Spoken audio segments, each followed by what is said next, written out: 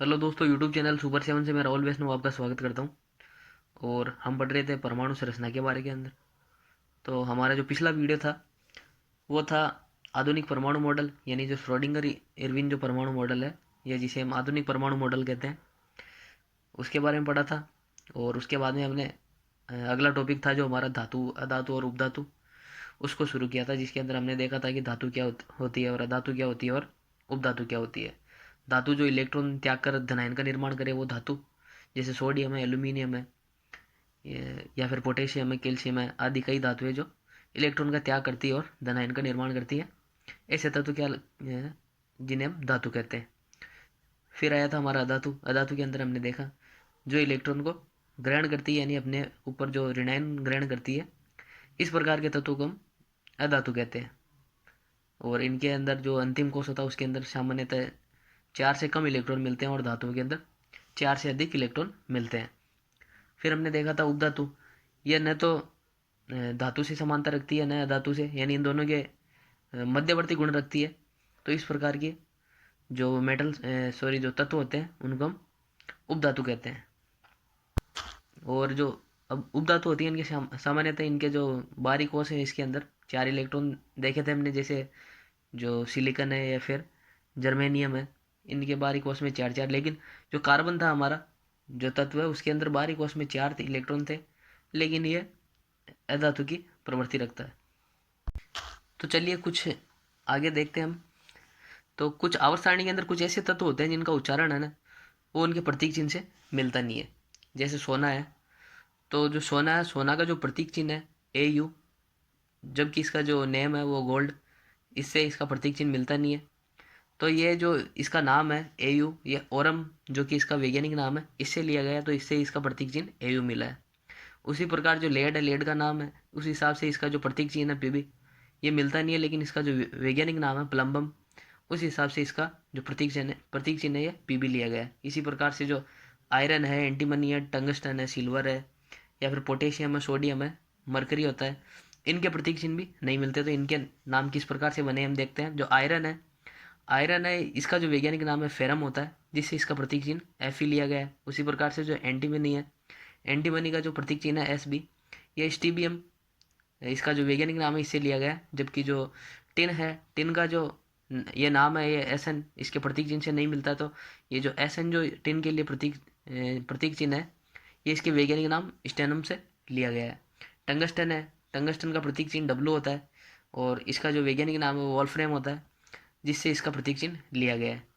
और जो सिल्वर है, सिल्वर से सिल्वर जो इसका जो प्रतीक चिन्ह होता है AG, ये इसके वैज्ञानिक नाम है, ये अर्जेंटम, इससे लिया गया है। जबकि पोटेशियम का जो प्रतीक चिन्ह होता है K, ये इसके वैज्ञानिक नाम केलियम से लिया गया है। उसी प्रकार से जो सोडियम है, सोडियम का प्रतीक चिन्ह Na होता है, और ये इसके वैज्ञानिक नाम नेट्रियम से लिया गया है। उसी प्रकार अगली जो हमारी धातु है, यानी मरकरी, जिसे हम पारा या पारद नाम से भी जानते हैं, इसका जो प्रतीक चिन्ह है Hg, ये इसका जो वैज्ञानिक नाम है हाइड्रार्जिनम, इससे इसका प्रतीक चिन्ह लिया गया है।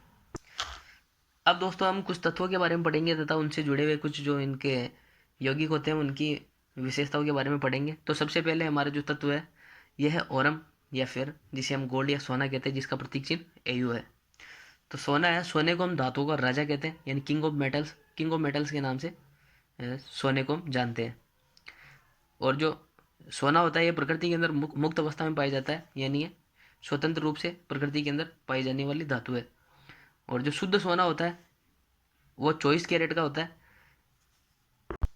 यानी जो 24 कैरेट वाले सोने को हम प्योर गोल्ड कहते हैं। इसके अंदर सोने की मात्रा 100% होती है।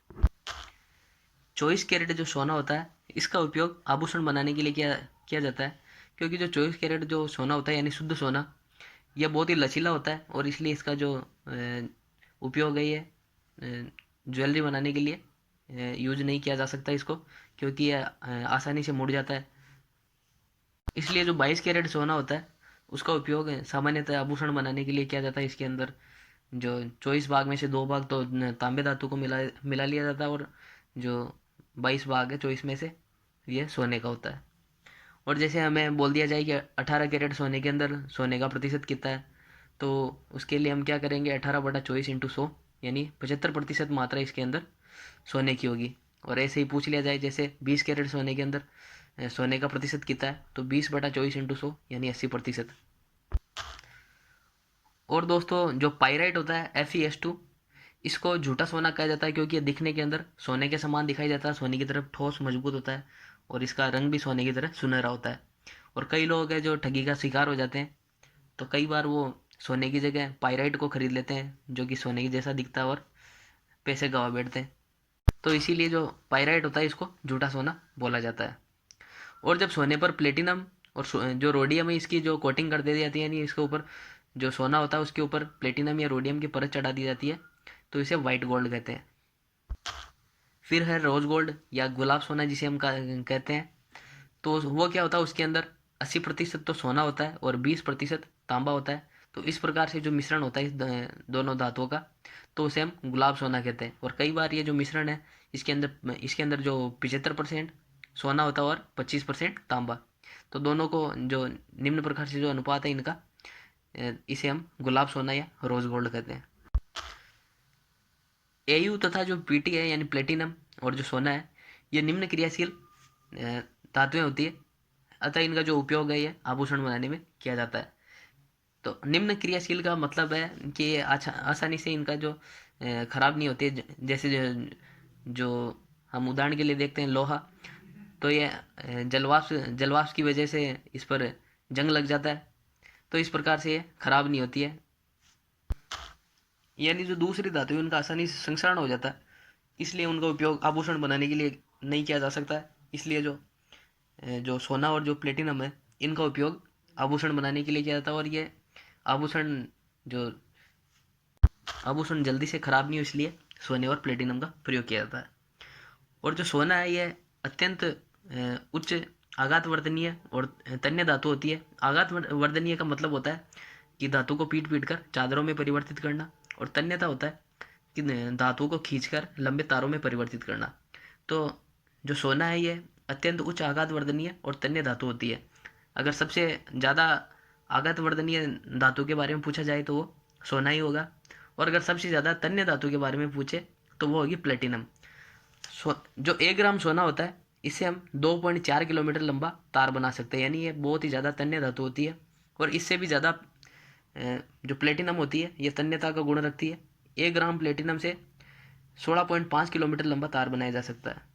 यानी इसका मतलब है कि अगर हम प्लेटिनम की एक 10 सेमी लंबी और जिसका व्यास 1 सेमी हो, इस प्रकार की अगर एक छड़ लें और अगर उसको खींचकर तार में परिवर्तित करें तो 2777 किलोमीटर लंबा तार बनाया जा सकता है। यानी जो प्लेटिनम होती है ये सबसे उच्च तन्यता का गुण रखती है। और जो सोना होती है यानी एयू, एक ऐसी धातु है जो कभी भी अकेले किसी अम्ल में नहीं घुलती है। यानी अगर सोने को हमें किसी घोलना है अम्ल में तो उसके लिए कम से कम 2 अम्ल की आवश्यकता होगी। तो सामान्यतः जो सोना होता है उसको घोलने के लिए एक्वारेजिया यानी अम्लराज जिसे हम कहते हैं, इसका उपयोग किया जाता है। यानी एक्वारेजिया क्या होता है, HCl और HNO3 होता है, इसका मिश्रण होता है जो 3:1 में होता है, जिसके अंदर 3 भाग तो HCl होगा और 1 भाग HNO3 होगा। और एक बार एरेजिया इसका प्रयोग सोने और प्लेटिनम जैसी धातु को घोलने के लिए किया जाता है। और सोने जैसी धातुओं को एक बार एरिया में घोलते समय ये ध्यान रखा जाता है कि इसको ज़्यादा समय तक एक बार एरिया के जो घोल में इसको डुबो के नहीं रखते हैं। यानी जैसे ही इस एक बार एरिया के घोल में हम सोने की धातु को डालेंगे तो वैसे ही तुरंत ही उसको निकाल लेते हैं। और अगर हम इसको ज़्यादा समय तक एक बार एरिया के मिश्रण में रखेंगे तो हम बाद में इसका वजन करेंगे तो पहले की तुलना में ये कम आएगा, ये क्योंकि इसकी कुछ जो परतें होती है ये एक बार एरिया के अंदर घुल जाती है। और एक बार एरिया के अंदर जब हम फेरस सल्फेट मिला देते हैं तो ये जो घुली हुई मात्रा है सोने की ये इस घोल के अंदर या अवक्षेप के रूप में पेंदे के अंदर बैठ जाती है। और इसी तरह सुनार होते हैं, ये लोगों के साथ धोखाधड़ी करते हैं। ये ज़्यादा समय तक जो लोग आते हैं जो पुराने जो होते हैं आभूषण इनकी सफाई करवाने के लिए, तो ये क्या करते हैं कि इसको ज़्यादा समय तक डुबो के रखते हैं और फिर बाद में फेरस सल्फेट एक बार एरिया में डालते हैं तो ये जो घुला हुआ सोना है ये पेंदे में बैठ जाता है और उसको अलग कर लेते हैं। और इस प्रकार से ये जो सुनार वगैरह होते हैं ये लोगों के साथ धोखाधड़ी करते हैं और सोने की चोरी करते हैं। अगला जो हमारा जो तत्व है वह है चांदी, जिसका प्रतीक चिन्ह है Ag यानी अर्जेंटम।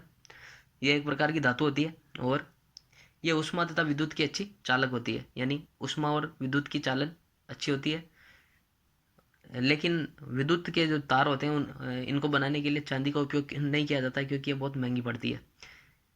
और जो AgI यानी सिल्वर आयोडाइड है, इसका प्रयोग जो कृत्रिम वर्षा होती है, आर्टिफिशियल रेन कराने के लिए किया जाता है, यानी कृत्रिम वर्षा के लिए ये जो सिल्वर आयोडाइड है इसका प्रयोग किया जाता है। फिर है AgBr यानी सिल्वर ब्रोमाइड, इसका उपयोग होता है जो फोटोग्राफी में होता है, फोटोग्राफी फिल्में होती है उनके निर्माण में AgBr का उपयोग किया जाता है। और जो चुनावी स्याही होती है, जो इलेक्शन के अंदर जो अंगुली पर लगाने के लिए काम में ली जाती है, यह भी AgNO3 यानी सिल्वर नाइट्रेट और जो बेंजीन होती है इसको मिलाकर बनाई जाती है। इसके अंदर भी चांदी का प्रयोग होता है। और जो खाद्य सजावट होती है, जैसे मिठाइयाँ होती है, काजू कतली वगैरह, इनके ऊपर जो फॉइल चढ़ाई जाती है, तो खाद्य सजावट के लिए सिल्वर फॉइल का उपयोग किया जाता है। आज का वीडियो दोस्तों यही समाप्त करते हैं, और अगले वीडियो में हम और दूसरी जो तत्व होते हैं उनके बारे में पढ़ेंगे, और उनसे जुड़े हुए जो फैक्ट है उनके बारे में पढ़ेंगे। अगर वीडियो अच्छा लगे तो दोस्तों वीडियो को लाइक कीजिएगा, शेयर कीजिएगा और चैनल को सब्सक्राइब कीजिएगा। Thank you.